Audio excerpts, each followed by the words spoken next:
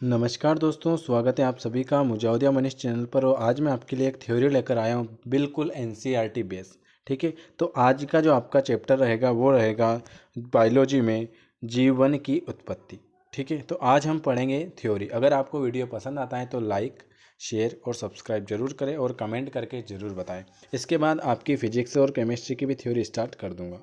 ठीक है, तो आज हम थ्योरी में पहला पढ़ेंगे। सबसे पहले लिखा हुआ है क्या कि जीवन की उत्पत्ति से पूर्व ब्रह्मांड एवं पृथ्वी की उत्पत्ति की को समझना आवश्यक है।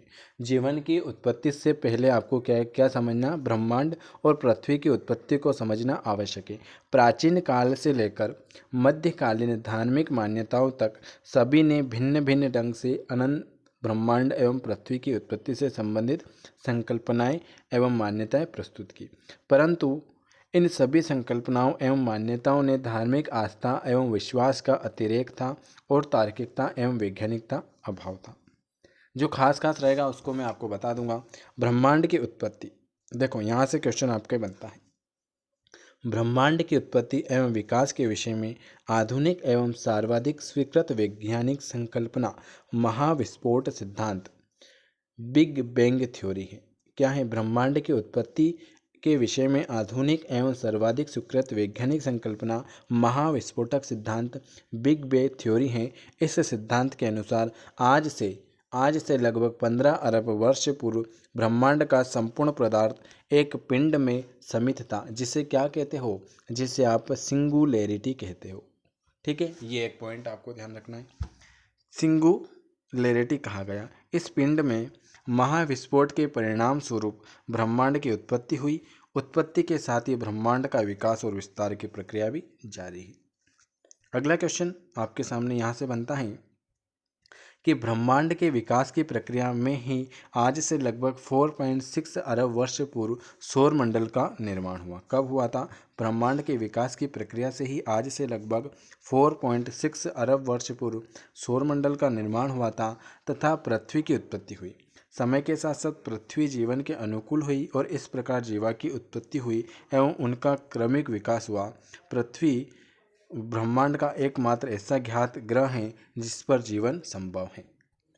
पृथ्वी का इतिहास दो भागों में है, अजीवी महाकाव्य और जीवी महाकाव्य। अजीवी में आते हैं भूपटल के निर्माण का काल और जीवी महाकाव्य में आते हैं भूपटल के निर्माण के पश्चात से वर्तमान तक का काल। जीवन की उत्पत्ति। अगला, जीवन की उत्पत्ति कैसे हुई इसके बारे में हम जान लेते हैं। आपको बेसिक से पढ़ा रहा हूँ पूरी एनसीईआरटी, तो आपको एक भी बुक लाने की कोई भी आवश्यकता नहीं पड़ने दूंगा। क्या है जीवन की उत्पत्ति के संबंध में सिद्धांत? पृथ्वी पर जीवन की उत्पत्ति कब और कैसे हुई? तो यह एक ऐसा प्रश्न है जिससे प्रति प्रारंभ से ही मनुष्य में जिज्ञासा रही है। प्राचीन काल से अब तक विभिन्न संकल्पनाएं एवं विचार प्रस्तुत किए गए हैं जो पृथ्वी पर जीवन की उत्पत्ति की व्याख्या करते हैं। इनमें से कुछ संकल्पना एक सीमा तक वैज्ञानिक रूप से जीवन की उत्पत्ति एवं विकास की प्रक्रिया को समझाने में सफल रही तथा कुछ असफल रहे। ऐसी प्रमुख संकल्पनाएं एवं सिद्धांत निम्नवत हैं। पहला है आपके स्वतः जननवाद। यह एक प्राचीन संकल्पना है जिसके अनुसार सजीवों की उत्पत्ति निर्जीव पदार्थों से संभव हुई है। प्राचीन यूनानी दार्शनिक एवं विद्वान अरस्तु भी स्वतः जननवाद के समर्थक थे। एक क्वेश्चन यहाँ से आपका बनता है, आपसे अगर पूछ ले कि स्वतः जननवाद के समर्थक कौन थे, तो स्वतः जननवाद के समर्थक थे आपके अरस्तु। स्वतः जननवाद के समर्थकों का मानना था कि धूल से मक्खियाँ, ओस तथा सड़ते हुए मांस से कीड़े तथा तालाब के कीचड़ एवं बालू से मछलियाँ स्व उत्पन्न हो जाती हैं। यद्यपि वर्तमान समय में यह संकल्पना हास्यास्पद प्रतीत होती है, परंतु इसका महत्व इस तथ्य में है कि लगभग 2000 वर्ष तक यह संकल्पना जीवन की उत्पत्ति के वाद विवाद के केंद्र में रही। इसके समर्थ एवं विरोध में अनेक प्रयोग किए गए। देखो किन कौन ने प्रयोग किया था वो भी आपको बता रहा हूँ। जेब बेप्टिन वान हालमांड के प्रयोग में। वान हालमांड ने 1580 से 1664 ईस्वी में स्वतः जननवाद के समर्थकों में दो प्रयोग किए थे। पहला प्रयोग किस पर किया था? एक प्रयोग में उन्होंने दर्शाया था कि पसीने से भीगा कपड़ा तथा गेहूं की बालियों को एक साथ रखने पर 21 दिन में चूहे उत्पन्न हो जाते। देखो इन्होंने प्रयोग किया था, किसने? वान हेलेनटांड ने स्वतः जननवाद का समर्थन में दो प्रमुख प्रयोग किए थे। कब किए थे वो भी याद रखना है आपको। इन्होंने कहा था कि एक प्रयोग में उन्होंने बताया कि पसीने से जो भीगा कपड़ा और गेहूं की बालियां एक साथ रखने पर 21 दिन में क्या होता है, 21 दिन में चूहे उत्पन्न होते हैं। और दूसरे प्रयोग में उन्होंने दर्शाया कि दो ईंटों के बीच तुलसी रखकर उन्हें धूप में रखने से उनमें बिच्छू उत्पन्न होता है। ये किन्होंने बताया था? ये इन्होंने बताया था वान हेल वांड ने। फ्रांसिको रेडी का प्रयोग इन्होंने भी बताया था। फ्रांसिको रेडी 1626 से 1697 ईस्वी ने अपने प्रयोगों के माध्यम से स्वतः जननवाद के सिद्धांत का खंडन किया। रेड्डी ने 3 बोतलों में जंतुओं का उबलता हुआ मांस रखा और उनमें से एक बोतल को कार्क से और एक बोतल को कपड़े से बंद कर दिया, परंतु एक बोतल को खुला छोड़ दिया। कुछ दिनों के पश्चात खुले मुंह वाली बोतल में कीड़े उत्पन्न हो गए तथा कपड़ों से बंद की गई बोतल के ऊपर भी कीट उत्पन्न हुई, परंतु वे जीवित नहीं रह पाए। इन दोनों के विपरीत कार्क से बंद की गई बोतल में कोई कीट उत्पन्न नहीं हुआ। इससे रेड्डी ने यह निष्कर्ष निकाला कि मांस से लार्वा स्वयं उत्पन्न नहीं होते, बल्कि मक्खियां जब मांस पर अंडे देती हैं तभी ऐसा संभव होता है। ठीक है, तो ये प्रयोग इन्होंने किया था। अगला बढ़ते आते हैं, जीव जननवाद। जीव जननवाद का यह सिद्धांत स्वतः जननवाद के विरोध में विकसित हुआ। जीव जननवाद का सिद्धांत कब विकसित हुआ? तो यह सिद्धांत स्वतः जननवाद के विरोध में विकसित हुआ। इस सिद्धांत के अनुसार जीव जननवाद के सिद्धांत के अनुसार सजीव पदार्थ की उत्पत्ति केवल सजीव पदार्थों से ही संभव है। क्या कहा? जीव जननवाद में कहा है कि सजीव पदार्थों की उत्पत्ति सजीव पदार्थों से ही संभव है, किसी भी निर्जीव पदार्थ से नहीं। यह संकल्पना कब हुई थी? वर्ष 1858 में रुडोल्फ विच्क्रो द्वारा प्रस्तुत की गई थी। अगर आपसे पूछ ले कि किसने कहा था कि सजीव के द्वारा ही केवल सजीव पदार्थ ही संभव हैं, तो ये कहा था रुडोल्फ विच्क्रो ने। और कब कहा था? 1858 में। ठीक है, अगला क्वेश्चन, वर्ष 1864 में, ये देख लो, वर्ष 18, यहाँ पे एक एक चीज़ बता रहा हूँ मैं आपको बिल्कुल बेसिक से।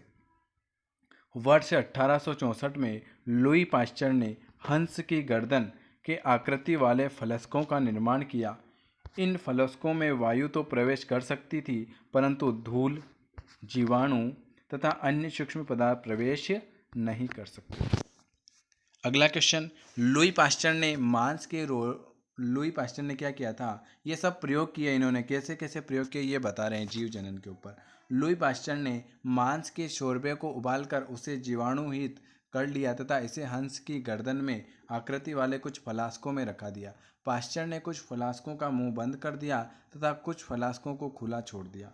कुछ दिनों के पश्चात फ्लास्कों का परीक्षण करने पर उन्होंने पाया कि जो फ्लास्क बंद थे उनमें सूक्ष्म जीव की उत्पत्ति नहीं हुई, परंतु जो फ्लास्क खुले थे उनमें सूक्ष्म जीव की उत्पत्ति हुई।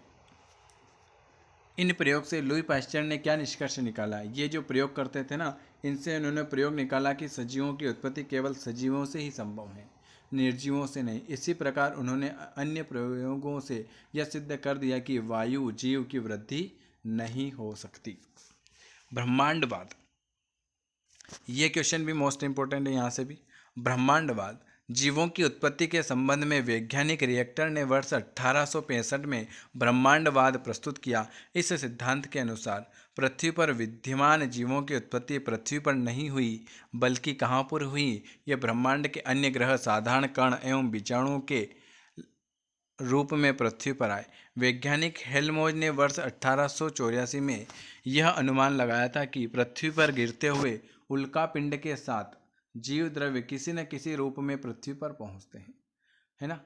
नोबेल पुरस्कार विजेता रसायन शास्त्री अर्हेनियस ने वर्ष 1980 में यह विचार प्रस्तुत किया कि जीव संपूर्ण ब्रह्मांड में व्याप्त हैं तथा उनके बीजाणु एक स्थान से अन्य स्थानों तक स्वतंत्र रूप से विचरण कर सकते हैं। यह किसने कहा था? तो यह कहा था अर्हेनियर। और ये कौन थे? ये नोबेल पुरस्कार विजेता थे। किस में नोबेल पुरस्कार मिला था इनको? रसायन शास्त्र में। अगर आपसे पूछ ले कि वर्ष 1980 में किन्हें नोबेल पुरस्कार मिला था रसायन शास्त्र में, तो अर्हेनियस को। कहीं से भी कुछ भी क्वेश्चन आ जाता है। रासायनिक संश्लेषण सिद्धांत अथवा पदार्थवाद। जीवों की उत्पत्ति के विषय में यह परिकल्पना रूसी जैव रसायनवाद H.I. ओबेसी ने वर्ष 1924 में प्रस्तुत की थी कि द ओरिजिन ऑफ लाइफ नामक पुस्तक में ओपेरियन ने मत व्यक्त किया। क्या है? जीवों की उत्पत्ति के विषय में यह परिकल्पना रूसी जैव रसायनवाद ASI ओपेरियन, किसने? ASI ओपेरियन ने वर्ष 1924 में प्रस्तुत की थी। कौन सी? द ओरिजिन ऑफ लाइफ पुस्तक नामक पुस्तक में ओपेरियन ने मत व्यक्त किया था कि क्या किया था? जीवन की उत्पत्ति मूल अथवा आदि रस में कार्बन आधारित अणुओं के क्रमिक रासायनिक विकास के परिणाम स्वरूप हुई है। लगभग इसी समय एक अन्य ब्रिटिश जीव वैज्ञानिक JPS हाल्डेन ने भी ओपेरियन के पदार्थवाद के समान सिद्धांत प्रस्तुत किया। इसलिए इन संकल्पनवाद को सामान्यतः ओपेरियन हाल्डेन संकल्पना कहा जाता है। ठीक है। इस संकल्पना के प्रमुख बिंदु कौन कौन से हैं? पृथ्वी का वातावरण अपने विकास के प्रारंभिक चरण में अपापचयक था, अर्थात इसे ऋण आवेशों का अधिक तथा मुक्त ऑक्सीजन की कमी थी। ऐसी स्थिति में ऊर्जा के किसी बाह्य स्रोतों की उपस्थिति में सरल कार्बनिक यौगिकों का संश्लेषण हुआ। सरल कार्बनिक यौगिकों के मध्य अभिक्रियाओं की श्रृंखला के परिणाम स्वरूप अधिक से अधिक जटिल यौगिकों का निर्माण हुआ। किस किस का निर्माण हुआ? जैसे अमीनो अम्ल, वसीय अम्ल, मीथेन, शर्करा, यूप्रिन आदि। चूंकि जीव द्रव्य के निर्माण में इन कार्बनिक यौगिकों की महत्वपूर्ण भूमिका है, इसलिए ये यौगिक जीवन की उत्पत्ति का आधार बने। अगर आपसे पूछ ले कि जीवन की उत्पत्ति के आधार कौन से यौगिक बने, तो अमीनो अम्ल, वसीय अम्ल, मीथेन, शर्करा और प्यूप्रिन। ठीक है। अगला कहाँ से कुछ क्वेश्चन बनता है? कार्बनिक यौगिकों के संयोजन से इन यौगिकों के बहुलकों का निर्माण हुआ। जैसे शर्करा से किसका निर्माण हुआ? अगर आपसे पूछ ले शर्करा से, तो शर्करा से मंड का निर्माण हुआ। ठीक है। ग्लाइकोकोज व सेल्यूलोज से पाल्सिक एराइड व वसी अम्ल तथा ग्लिसरॉन से वसा का निर्माण हुआ। ठीक है। यहाँ से क्वेश्चन बनता है कार्बनिक यौगिक कौन कौन से हैं? कार्बनिक यौगिक के जो संयोग से जिन यौगिक के बहुलकों का निर्माण हुआ है ना, शर्करा से किसका निर्माण हुआ? तो शर्करा से मंड का, ग्लाइकोजन व सेल्यूलोज से प्लास्टिक केराइड का, वसी अम्ल तथा ग्लिसरॉन से वसा का निर्माण हुआ। ठीक है। अगला क्या है? अमीनो अम्ल, प्रोटीन और न्यूक्लिक अम्लों की परस्पर अभिक्रिया से न्यूक्लियोप्रोटीन का निर्माण हुआ, है ना। न्यूक्लियोप्रोटीन का निर्माण किससे हुआ? तो अमीनो अम्ल, प्रोटीन और न्यूक्लिक अम्लों की परस्पर अभिक्रिया से किसका निर्माण हुआ? ये निर्माण हुआ आपके न्यूक्लियोप्रोटीन का। ठीक है। अगला क्वेश्चन, अगर वीडियो पसंद आता है तो सब्सक्राइब जरूर करें, और जो भी ऐड होना चाहता है हमारे बिल्कुल फ्री ग्रुप में, तो वो इस नंबर पर मैसेज कर देना, तो हम आपको ऐड कर देंगे। हम आपके लिए पूरी तरह से सभी थ्योरी भी पढ़ा रहे हैं, सब कुछ लेकर आ रहे हैं। तो ये NCERT की पूरी थ्योरी है, तो इसको अगर आपको अच्छा लगता है तो एक बार वीडियो ज़रूर देखें। इसके बाद फिजिक्स केमिस्ट्री का भी देख लेना। मुझे अच्छी लगी तो मैंने कहा एक बार इनके सामने शेयर कर दिया जाए। ठीक है। अब यहाँ से क्या आता है? न्यूक्लियोप्रोटीन में स्वद्विगुणन का गुण होता है, इसलिए इन्हें नीले हरित शैवाल के समान प्रारंभिक जीवों की उत्पत्ति हुई। ये प्रारंभिक जीव प्रकाश संश्लेषण में सक्षम थे, परिणाम स्वरूप वायुमंडल में स्वतंत्र ऑक्सीजन O2 मुक्त हुई। इसके साथ ही वायुमंडल में उपस्थित मीथेन CH4, अमोनियम NH3 तथा carbon dioxide CO2, nitrogen NO2 व जल H2O का निर्माण हुआ। हाल्डेन के अनुसार प्रारंभिक जलीय वातावरण अथवा आदि सागर ने एक वृहत रासायनिक प्रयोगशाला के रूप में कार्य किया, जिसे सूर्य से ऊर्जा प्राप्त हो रही है। वातावरण ऑक्सीजन से मुक्त था और कार्बन डाइऑक्साइड, अमोनिया तथा पराबैंगनी विकिरण के संयोजन से कार्बनिक यौगिक का निर्माण हुआ। आपसे क्या क्वेश्चन पूछता है? कार्बनिक यौगिक का निर्माण किससे हुआ? तो आपको बताना है कार्बनिक यौगिक का निर्माण हुआ कार्बन डाइऑक्साइड, अमोनिया, पराबैंगनी विकिरण से के संयोजन से कार्बनिक यौगिक का निर्माण हुआ। धीरे धीरे आदि सागर एक गर्म सांद्र सूप में परिवर्तित हो गया, जिससे कार्बनिक एकलकों एवं बहुलकों का घनत्व बढ़ता गया। ये क्वेश्चन देखना है हाल्डेन ने कल्पना की कि एकलकों एवं बहुलकों के समूह में लिपिड झिल्ली का निर्माण हुआ तथा बाद के विकास के क्रम ने प्रथम जीवित कोशिकाओं को जन्म दिया। लिपिड होता है कार्बन, हाइड्रोजन और ऑक्सीजन से निर्मित वह पदार्थ। लिपिड किसे कहते हैं तो आपको लिपिड के बारे में भी बता देते हैं। लिपिड कहते हैं कार्बन, हाइड्रोजन एवं ऑक्सीजन से निर्मित वह पदार्थ जो जल में अविलय अर्थात अघुलनशील एवं अल्कोहल, ईथर एवं क्लोरोफॉर्म में विलय होता है। लिपिड सजीव कोशिकाओं का महत्वपूर्ण तत्व है। लिपिड क्या है? लिपिड आपका सजीव कोशिकाओं का महत्वपूर्ण तत्व है। महत्वपूर्ण तत्व हैं। लिपिड के अंतर्गत वसीय अम्ल, तेल, मोम, स्टेरॉल एवं डाइग्लिसराइड को सम्मिलित किया गया। कार्बोहाइड्रेट, प्रोटीन तथा लिपिड पादप एवं जंतु कोशिकाओं के प्रमुख संरचनात्मक घटक हैं। हम आपके लिए सभी तरह से क्वेश्चन करा रहे हैं। ये आपके लिए एनसीईआरटी हैं, बहुत अच्छे क्वेश्चन है इसमें भी। एक बार थ्योरी भी देख लो इसमें से जो खास है। मिलर उरे के प्रयोग ने, मिलर उरे का प्रयोग किस पर किया था? तो वर्ष 1953 में हेराल्ड उरे तथा उनके शिष्य स्टेनले मिलर ने ओपिरन होल्डेन संकल्पना के परिलक्षण के लिए कुछ प्रयोग किया। उन्होंने एक फ्लास्क में जल, मीथेन, अमोनिया तथा हाइड्रोजन गैस लेकर पृथ्वी के प्रारंभिक वातावरण के समान स्थिति उत्पन्न की तथा इसमें विद्युत धारा के लगातार प्रवाह से उच्च ऊर्जा को प्रभावित किया। उन्होंने ये प्रयोग किस पर किया था, है ना? फिर एक सप्ताह के बाद उन्होंने मिलर ने पाया कि फ्लास्क में जो उपस्थित अधिकांश अमोनिया एवं मीथेन रासायनिक अभिक्रिया में उपभोग की जा चुकी हैं, जिसके परिणाम स्वरूप क्या बना? कार्बन डाइऑक्साइड तथा नाइट्रोजन का निर्माण हुआ। ये बता रखा है कि कार्बन डाइऑक्साइड और नाइट्रोजन का निर्माण कैसे हुआ। ठीक है, चलिए। एवं जल में एक गहरे रंग के पदार्थ का एकत्रण हो गया। इस प्रयोग से उत्पन्न कुछ पदार्थों की पहचान नहीं की जा सकी, परंतु यह निश्चित हो गया कि इसमें कार्बनिक बहुलकों की क्या थी? उपस्थिति थी। जलीय विलयन का परीक्षण करने पर यह पाया गया इसमें विभिन्न क्या थे? अमीनो अम्ल, वसीय अम्ल, हाइड्रोक्सी अम्ल एवं एमाइड उत्पादनों की उपस्थिति थी। ऑक्सीजन क्रांति।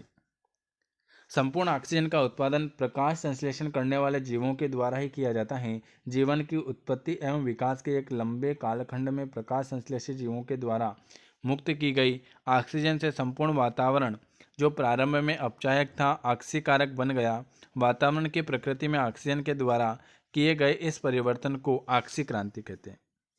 अगला यहाँ से क्या क्वेश्चन आया हुआ है, यहाँ से देखो, जीवन की उत्पत्ति के चरण। आज हम जीवन की उत्पत्ति का पहला चरण देख लेते हैं। ओपेरियन द्वारा, किसके द्वारा? ओपेरियन के द्वारा प्रतिपादित जीवन की उत्पत्ति के विभिन्न चरणों को अध्ययन में सरलता के दृष्टिकोण से दो प्रमुख भागों में विभाजित किया गया है। जीवन की उत्पत्ति का चरण होता है, एक तो होता है रासायनिक विकास और एक होता है जैव विकास। जीवन की उत्पत्ति के चरण को कितने भागों में विभाजित किया गया? तो दो भागों में, रासायनिक विकास और जैव विकास। रासायनिक विकास में क्या क्या आता है? रासायनिक विकास में आता है जीवों के रासायनिक विकास में निम्नलिखित कितने चरण आते हैं? जीवों के रासायनिक विकास में आपके 4 चरण आते हैं। कौन कौन से? पहला चरण में आता है साधारण अणुओं का निर्माण, दूसरे चरण में आता है कार्बनिक अणुओं का निर्माण, तीसरे में आता है जटिल कार्बनिक यौगिक का निर्माण और चौथे में आता है अणुओं की क्रियाशीलता। पहले चरण देख लेते हैं अपन, उसके बाद कल करते हैं अपन इसके 2 चरणों। पहले चरण में क्या आया था? पृथ्वी के वायुमंडल में उपस्थित हाइड्रोजन, ऑक्सीजन, कार्बन तथा नाइट्रोजन जैसे हल्के परमाणुओं के परस्पर संयोग से जल, अमोनिया तथा मीथेन जैसे साधारण यौगिक का निर्माण हुआ। प्रारंभ में पृथ्वी का तापमान अधिक होने के कारण ये यौगिक गैस अवस्था में ही रहे। कालांतर में पृथ्वी का तापमान कम होने के कारण गहरे बादल का निर्माण हुआ एवं लगातार वर्षा के परिणाम स्वरूप संपूर्ण भूमि क्या हो गई? जलमग्न हो गई और समुद्रों का निर्माण हुआ। वर्षा के कारण वायुमंडल में उपस्थित अमोनिया तथा प्रोटीन मीथेन समुद्र के जल में घुल गए। वैज्ञानिकों का अनुमान है कि प्रथम जीव की उत्पत्ति समुद्र में इन्हीं यौगिकों के संश्लेषण से हुई। ठीक है, तो ये मैंने आपको पहला बता दिया। अब हम करेंगे, अगर आपको वीडियो पसंद आता है और अगर आपको ऐसा पढ़ना है थ्योरी, तो एक बार कमेंट ज़रूर करें, लाइक करें, शेयर करें, सब्सक्राइब करें और अगर हमारे साथ फ्री ग्रुप में ऐड होना चाहते हैं तो ऐड हो जाना। ये जूलॉजी के सारे चैप्टर में थ्योरी भी पढ़ा दूंगा। एनसीईआरटी है ये, पूरी की पूरी एनसीईआरटी, आपको कुछ भी पढ़ने की आवश्यकता नहीं होगी। हमारा मकसद ये है कि हम आपको ज़्यादा से ज़्यादा दें, और ये बिल्कुल आपकी फ्री क्लासें चल रही हैं, ठीक है। तो अच्छी मेहनत करें और आपके अच्छे नंबर आएँ, ठीक है। तो जिनको ऐड होना है ऐड हो जाना। आपकी जो डेली क्लास चलती है सुबह 9 PM पर चलती है, 9 बजे चलती है सुबह बायोलॉजी और जूलॉजी, 12 बजे चलती हैं फिजिक्स केमिस्ट्री, शाम को दिन में 3 बजे चलती है पीएनएसटी का ओल्ड पेपर, रात को 9 बजे चलती है आपकी धुआंधार साइंस क्लास, और आपकी सुबह 6 बजे ये रिकॉर्डेड वीडियो डेली आएगा। तो अगर वीडियो पसंद आता है तो आपको लाइक शेयर कमेंट जरूर करना है। वीडियो देखने के लिए आप सभी का धन्यवाद। मिलते हैं अपन सुबह 9 बजे।